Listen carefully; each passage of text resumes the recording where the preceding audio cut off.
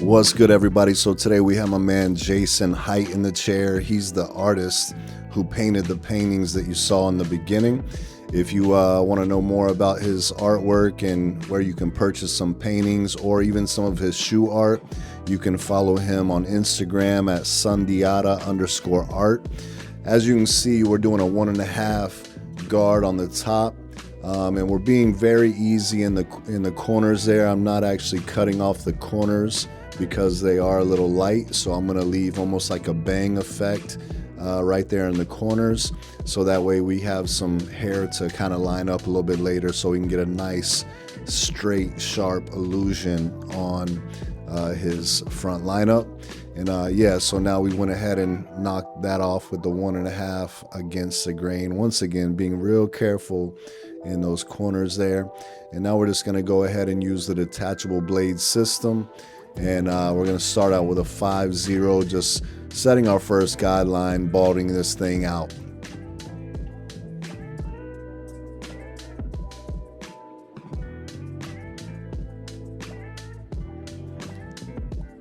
Just like the other video, we're going to use the skip blade system, and the reason we're going to do that is because someone asked me, hey, can you use the skip blade technique on straight hair as well? And you definitely can do that.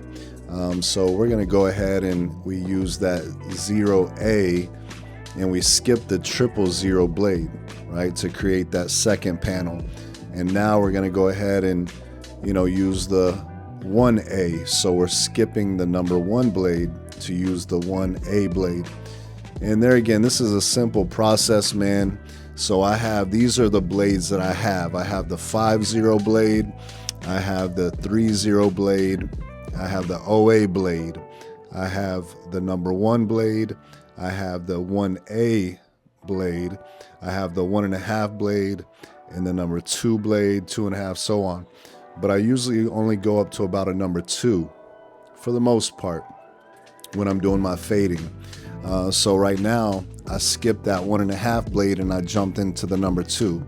So there again, if I start with the 5-0 blade, I'm going to skip the 3-0 blade and just use the OA blade. So if you need to write these things down, man, pause it, grab you a pen and paper and write those blades down. Pick you up the same blades that I got. It's a real easy system. Now, usually what I like to do is I like to fade down all the time. That's just my technique. I use the fade down system. But whenever I'm recording videos like this, a lot of people get confused with the fading down technique. So I try to create a system using these detachables that will help you, and that is really easy to do. So once again, I put the first guideline in with the 5-0 blade, and then I skipped the 3-0 blade and created that panel, the bottom panel with the 0A blade.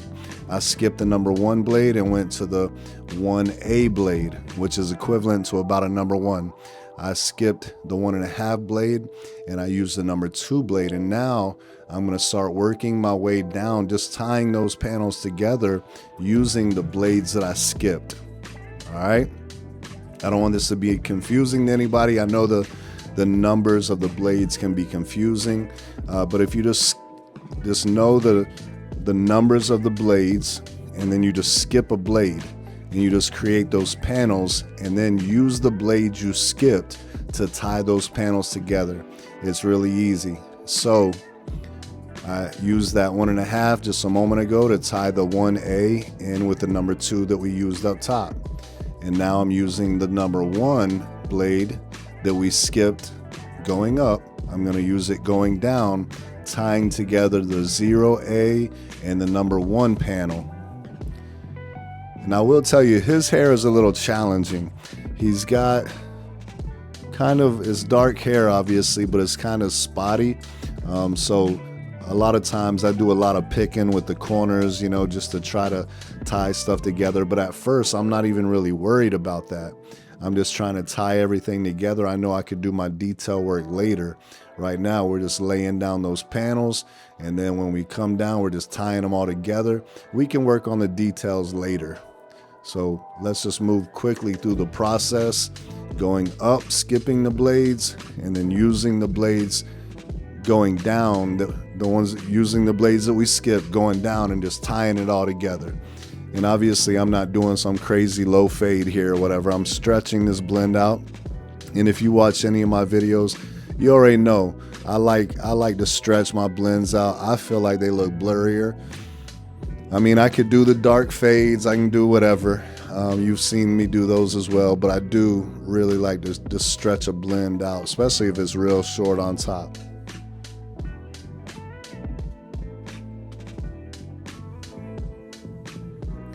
And that's what I love about the fading down technique, is you can stretch that blend as far as you want to. That's why I prefer it. So instead of putting in those panels going up, skipping blades, you just start with, say, like a number 2 at the parietal ridge, and then you just drop down to a 1.5, a 1, or a 1A, a 1. You just use the guards or the blades in reverse, just going down until you get bald.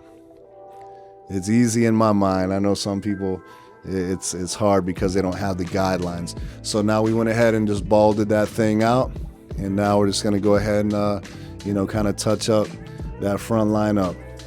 So as you can see, I did the same thing. Whenever I was going around the side, I was actually going around the back doing the same exact thing.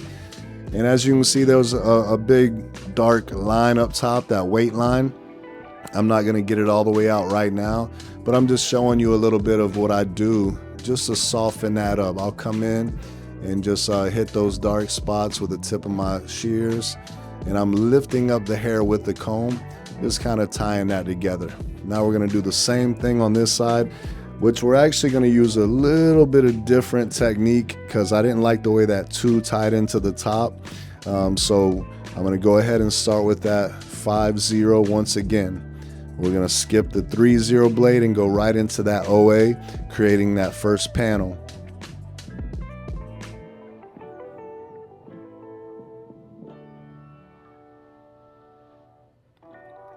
Now this time, I'm going to go ahead and use my 1A blade, which is equivalent to like a number 1, but I'm going to take it, instead of doing like that 3/4 of an inch, I'm going to take it up there a ways. I mean, I want to stretch this thing out.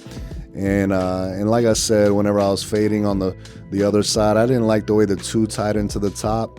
So I took note of that. So I stretched that number 1 out a little ways, and now just jump into that 1.5. And now that's going to be my final guard that I use tying into the top. And I'm just going to go ahead and, use this as my final guard going up. And now I'll go ahead and start blending down. All right, so I want y'all to see something right there where I'm fading. You can see where that number 1 and that 1.5 doesn't tie in together all the way. You still see where the kind of the 1 is. And then like that little line, which I'm going to point it out in just a second. If I was fading down, I wouldn't even have to worry about that because I would have just took it out. I would have started with that 1.5 and I would have jumped on that 1 and just blended it right into there. But being I went up, now instead of going back down to the blade that I skipped, I had to go back to the number 1A blade to kind of tie it in a little bit more. But yeah, we getting it. It's coming together. It's coming together. And there again, man, like I said, in order to be efficient with time, go through the process. Get the haircut done as fast as possible as far as laying the foundation. And then we'll work on the details a little bit later. So now I'm going to jump on that number 1 blade that we skipped in the beginning. And we're going to use that to tie in that 0A blade and that 1A.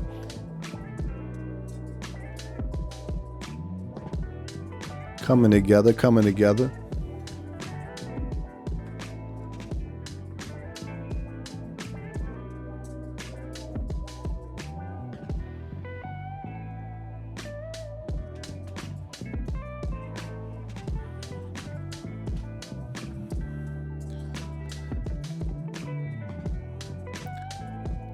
Now, as you'll see on this side, when I'm going down, so I faded up, skipping blades, and now when I'm going down, for whatever reason, I'm not able to skip blades going down to really tie this together. That's why it's more effective just to fade down in the very beginning. But if you need those guidelines, man, this is a great way to do it. So there again, going down, I haven't been skipping the blades like I normally would, right? I skipped the blades going up, but now I have to use every blade going down just to tie it together. So right now I grab that 0A blade again just to tie the 0A into the number 1 blade. So now I'm grabbing the 000 that I skipped in the beginning, and I'm just going to tap at that bottom line, trying to tie it together. Sometimes I don't get it all the way tied together with the 000, so I'll just go ahead and grab my trimmer and start, messing around with that a little bit as well.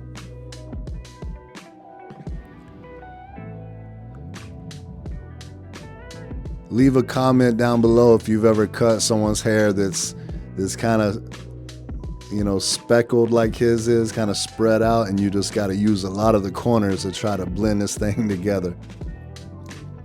As you can see, I'm using the corner of my trimmer, man, just bouncing around, tapping. And as you can see, there's still a line there, but I'm not going to spin forever on it. I'll come back at the end and when I'm doing my detail work, right? Sometimes we get stuck. And yeah, I see the line, but I made a decision. I'm not going to get stuck on that line. I'm going to keep the haircut moving because I can then come back at the end whenever I'm doing my detail work and spend, the rest of the time of my appointment just getting it, polished up. I want to show you guys how I fade his beard. So like I do a number 3 right there at the line where his goatee's going down. And then I move back a little bit towards his ear and I do a number 2. And I just kind of tie that number 2 into the number 3 that I just did. And now I do a 1.5. And usually I keep them closed the whole time. The 3 closed, the 2 closed, the 1.5 closed. And now I'm just keep working back towards the ear. Now I have a number 1 blade on there. And right at the corner of his beard there, I'm just using that number 1. And then I'll go ahead and put the 0 guard on there. And right now I went to the 0. And I'm just gonna go ahead and keep now working my way up. So basically I went 3, 2, 1.5, 1, 0, and then I'll take that 0 guard off and I'll use just an open blade and start, using corners, just pecking around, trying to knock out any little dark spots I see and blend this thing together. But that's how I like to fade his beard. That way it's a little bit longer in the goatee area and the chin, and we just kind of fade it right back to nothing. And then I'll hit that back line with my trimmers. And then now I like to be almost right at the jawline at the corner of the back. But then as I work my way down up under that goatee, I go more towards the center of his neck. So it gives more of a fuller, longer, like sharper effect, if that makes sense, when you look from the front. It's like it has that real tight look on the side, but it elongates the face to make his face look sharper. He's got a crazy beard. It goes all the way up to his eyeball almost. And I was like, dude, if this was my beard, I'd rock it all the way to my eyeball. And he's like, nah, I don't like it. So we bring it down, his line really low. All right, as you can see, I went ahead and sprayed some hairspray on his front lineup. I used the blow dryer to blow it all down. And now we're just getting that line as crispy as possible. As you can see, there again, it's light in those corners, but I don't want to take it all the way back. We want to try to, keep it as full as possible. And we'll use some color to give it, that illusion like everything's nice and full and solid. As we get old, man, our corners start going. Some of us get a little thin in the back. And we got to do what we got to do, man, to, help our brothers out, keep them looking young and sharp. So as you can see, I went ahead and hit them with that color enhancement. And now I'm going to brush that hair back now that I established a line where I want that color to be. Now I'm going to go in there and just darken that up.